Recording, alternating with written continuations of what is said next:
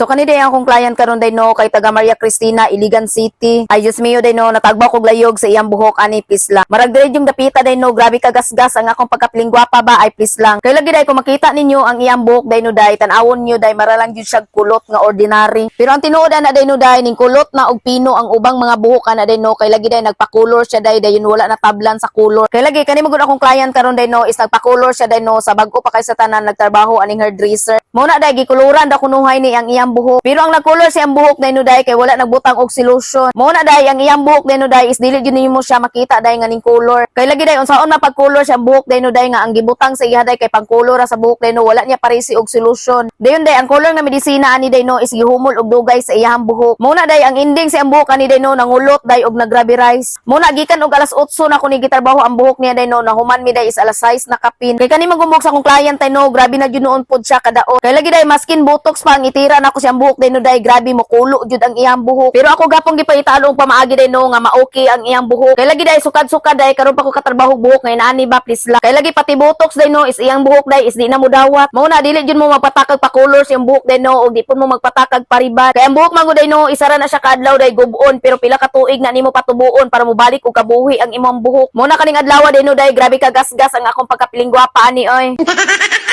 Ug mao na day na ang before ug after sa iyang buhok. So para nako day no na jud akong kabaguhan sa iyang buhok. Pero grabe sa tinuod lang naglisod jud ko kung saon ako pagtrabaho sa iyang buhok ani ba please lang. Og anyway day na day koy full video ani nga buhok no. Ug mao na day to no bye mo oy.